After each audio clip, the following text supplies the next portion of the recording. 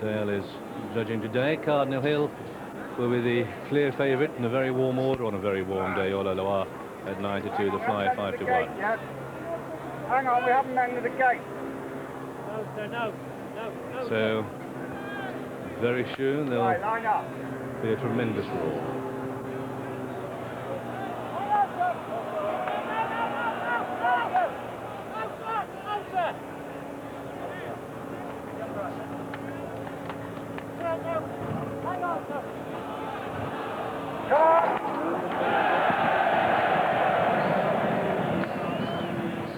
You know, it's almost louder than the start of the National. They're at the first now and all over the first safely. 8 flights of hurdles to jump in this speed championship, and it's Brown Lad, as expected, that bowls along.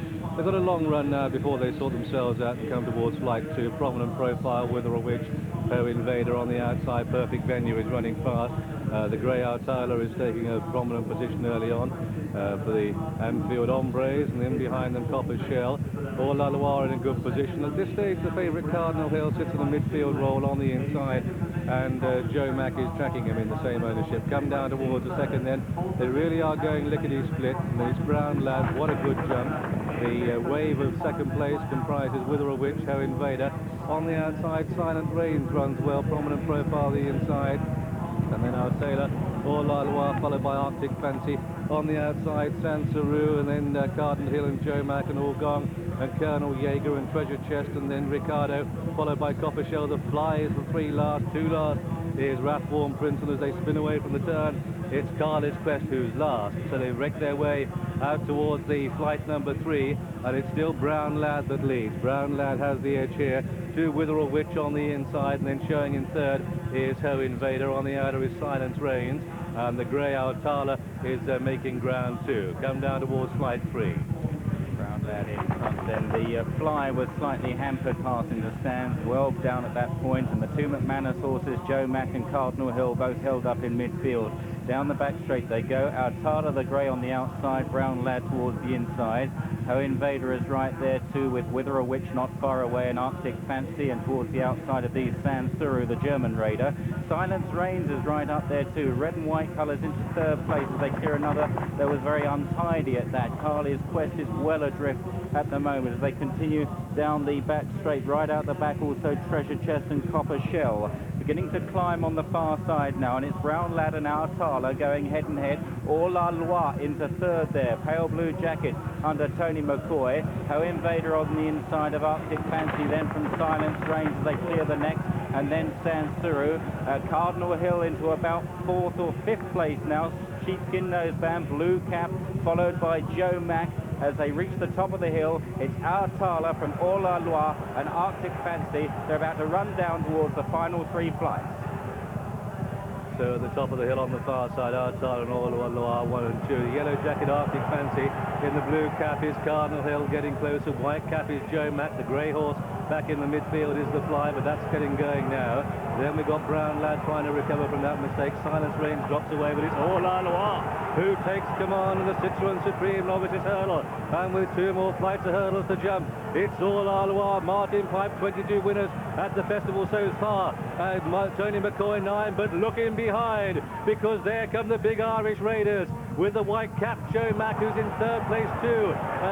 Cardinal Hill, who's gone. Cardinal Hill's out of the race, but he's spread eagled them on the final turn. As Hors La Loi bought for a massive sum from France, but he's doing the business in colossal style, because it's Hors La Loi. Tony McCoy clear by 6 to in second place Joe Mack. That's the final flight now, and it's Hors La Loi who gets Pipe and McCoy off to an absolute corker in the Speed Championship for novice hurdles.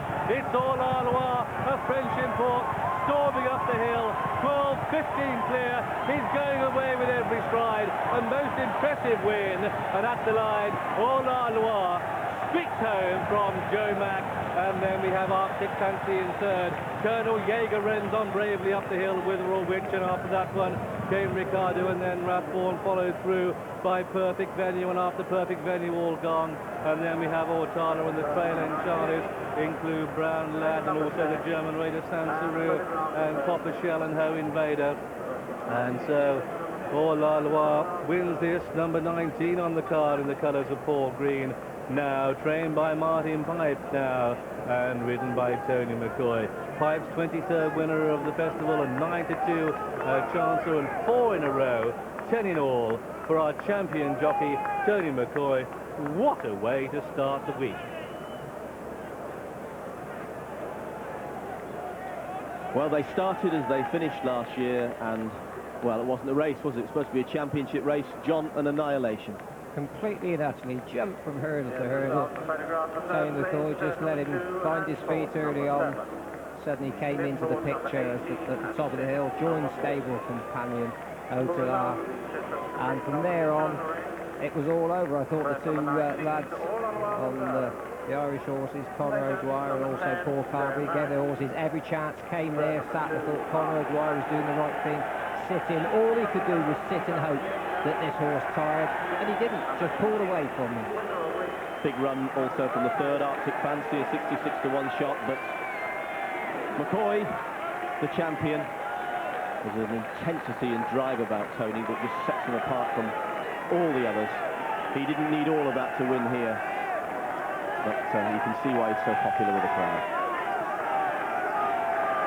A festival four-timer for the champion jockey, and the crowd roaring their appreciation and approval. So many were on that Hors La Loi. Top price 32 in the offices this morning. Bigger prices have been done in the weeks before the race. Returned the 9-2, clear second favourite, and the noise around the ecstatic punters. Bookmakers are sent reeling after the opener. The second horse, and it was quite the fair run by Joe Mack, 6-1 the best of J.P. McManus's, with 66-1 Arctic Fancy in third. And that Hors La Loi is the first 4-year-old to win this since 1973, when King Perry, ridden by David Nicholson, won as a 4-year-old. Persian Majesty was a 4-year-old in 71, and in the 60s, 3 4-year-olds in the 60s won it, 5 in the 50s. There used to be a race of 4-year-olds, not now, until today. Hors La Loi and the champion jockey's four-timer. How the punters love him, and the bookmakers, they hate him!